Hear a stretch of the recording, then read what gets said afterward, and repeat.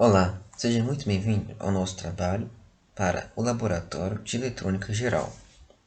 O tema do nosso trabalho se trata de amplificador de múltiplos estágios. Essa apresentação está subdividida em 4 tópicos principais, que é a introdução, o amplificador multiestágio que será simulado, a simulação propriamente dita e, por fim, uma conclusão. E os alunos que fazem parte deste trabalho sou eu, Lucas Coelho de Lima, e E eu, Igor Lacerda.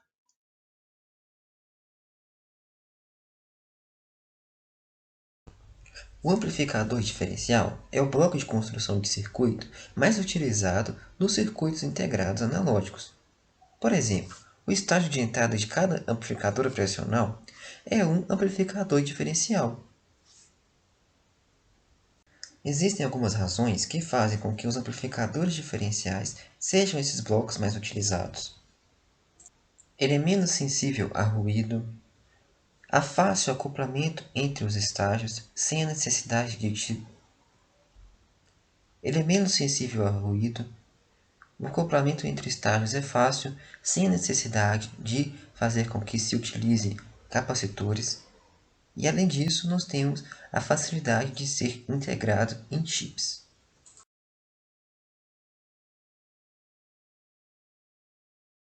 Este é o amplificador multi-estágios da qual trabalharemos. Nele, faremos as análises de seu funcionamento e também o estudo de suas características.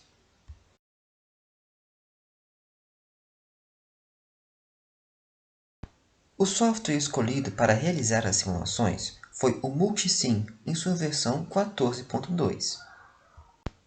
O Multisim é um programa de simulação de esquemáticos eletrônicos que faz parte de um conjunto de programas de design de circuitos da National Instruments.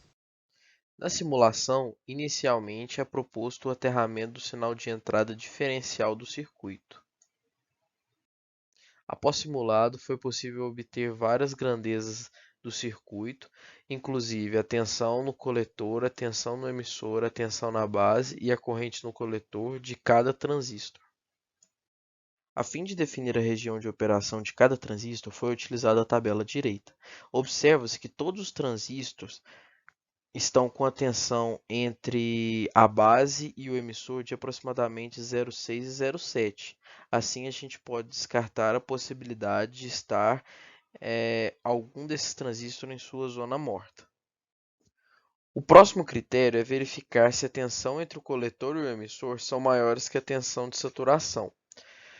Ao observar o Q1, o Q2 e o Q7, a tensão do coletor do emissor deles, que são do tipo 547, são menores do que a tensão de saturação, que é 0,09 volts. Aí esses entram numa zona de saturação. Já o Q3, o Q4, o Q5, o Q6, o Q8 e o Q9, que são 547 e 557, eles possuem um valor do coletor emissor maior do que a tensão de saturação de cada um dos casos. A fim de verificar o máximo sinal de saída do transistor Q9, foi sugerido a aplicação de 3 sinais diferenciais na entrada do circuito. Todos eles possuem uma frequência de 1 kHz e a sua amplitude é variada de 150 microvolts até 200 microvolts com um passo intermediário de 180 microvolts. Ao se fazer a análise, é gerado esse gráfico e, consequentemente, é possível a gente observar que quando a amplitude está em 150 microvolts, o sinal não possui sinais de saturação. Já nos outros dois casos, o sinal já começa a ser saturado no semiciclo positivo.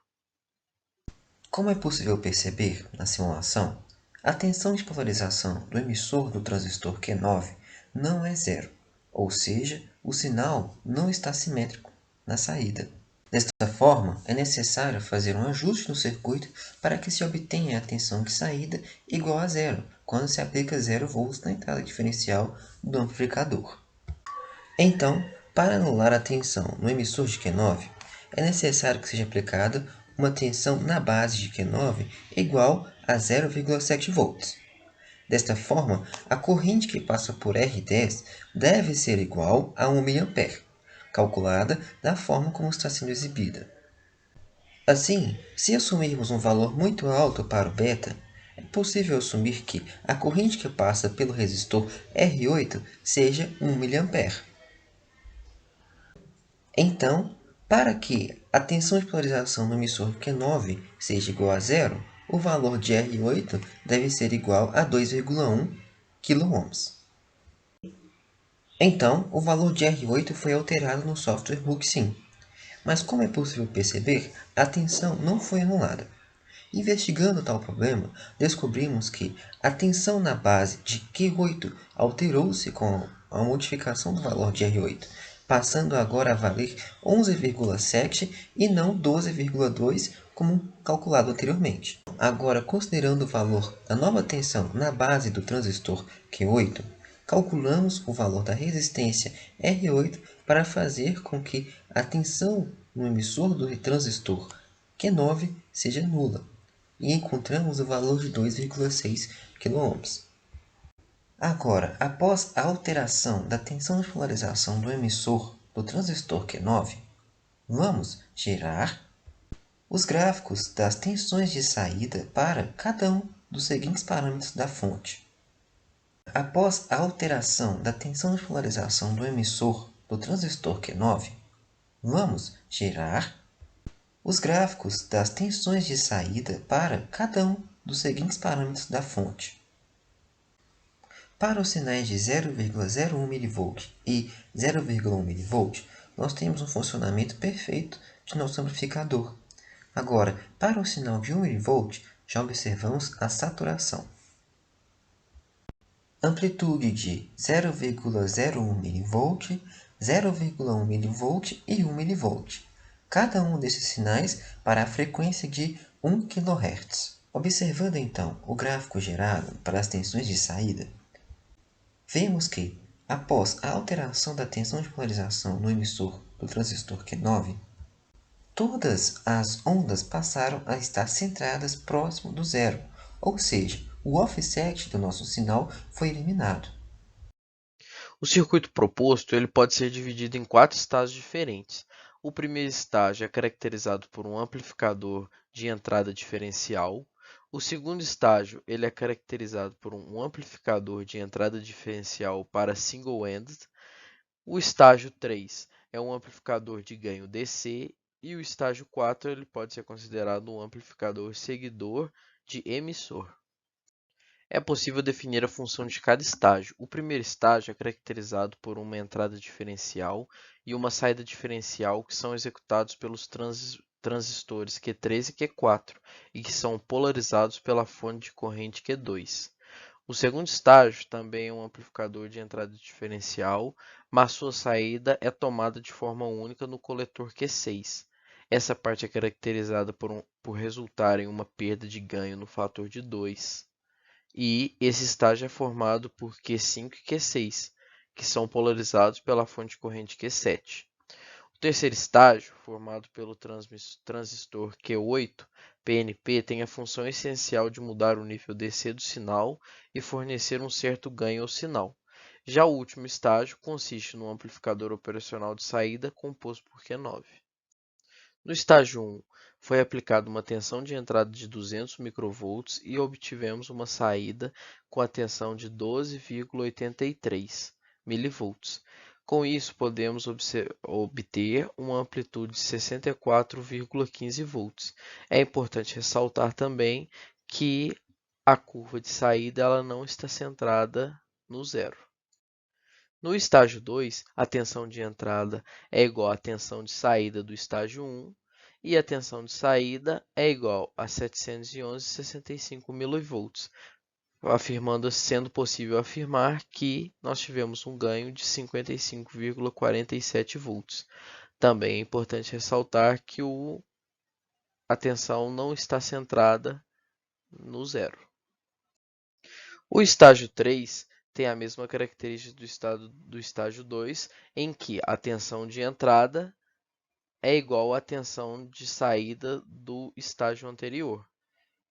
A tensão de saída do estágio 3 ela é de 4,11 volts, sendo assim a gente consegue afirmar que esse estágio proporcionou um ganho de 5,77.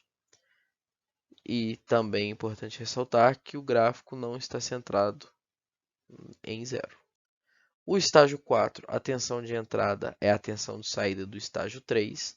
A tensão de saída é muito parecida com a tensão de entrada, sendo assim, o ganho fica muito pequeno nesse estágio. Só que é importante ressaltar que o sinal de saída ele ficou centrado no zero.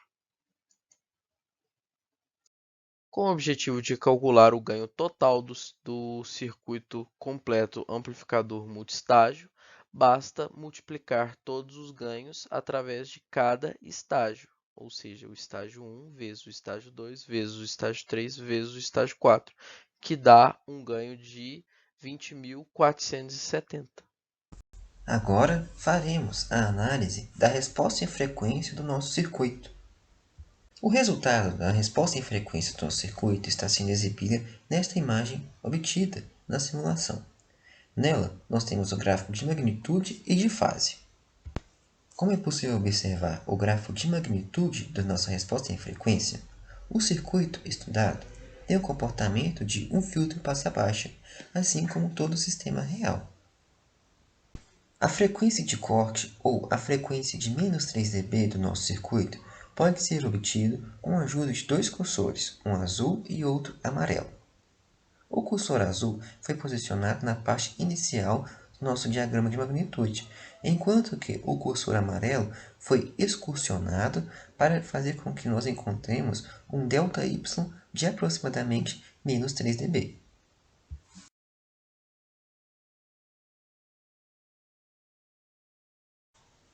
Então, logo após inserir o gerador de sinais para gerar o sinal de 1 kHz, vamos inserir a fórmula para calcular a impedância. Lembrando que, para o sinal de tensão, utilizaremos a tensão no nó 5 e para a corrente, utilizaremos a corrente que entra pela base do transistor Q3. Bom, mas antes de inserirmos a fórmula para calcular a impedância, nós vamos aplicar aos terminais de entrada do nosso circuito um sinal de frequência de 1 kHz, conforme foi feito nas análises anteriores. Então, logo após inserir o gerador de sinais para gerar o sinal de 1 kHz, vamos inserir a fórmula para calcular a impedância. Lembrando que, para o sinal de tensão, utilizaremos a tensão no nó 5 e para a corrente, utilizaremos a corrente que entra pela base do transistor Q3. Desta forma, a impedância de entrada encontrada possui parte real de 12,98 kΩ e parte imaginária de menos 123,1 ohms. É importante falar que foi obtida uma parcela imaginária, visto que os efeitos capacitivos são considerados na resposta em frequência dos transistores. Agora, para calcular a impedância de saída, utilizaremos o mesmo recurso disponível no Multisim, o Single Frequency AC Analysis. Neste caso, aplicaremos agora o sinal de 1 kHz não mais na entrada, ou seja, nos terminais da base do Q3 e do Q4, mas sim na saída, ou seja, no emissor de Q9. Assim, logo aterraremos os sinais de entrada para que tudo funcione de maneira certa. Então, após fazer as modificações no esquemático do nosso circuito, nós inserimos a fórmula da impedância de saída, considerando como sinal de tensão a tensão no nó 12 e a corrente no emissor de Q9. Logo, para a frequência de 1 kHz, a impedância de saída obtida foi 46,96 ohms para a parte real e, para a parte imaginária, 55 miliohms. Bom, através do trabalho foi possível aprimorar os conhecimentos e analisar casos sobre ganhos por amplificadores de multistágios, fontes de correntes e resposta em frequência. Além disso, foi possível avaliar o desempenho dos amplificadores de múltiplos estágios e aprimorar as técnicas a fim de ajustar o circuito para que se obter um melhor desempenho do mesmo.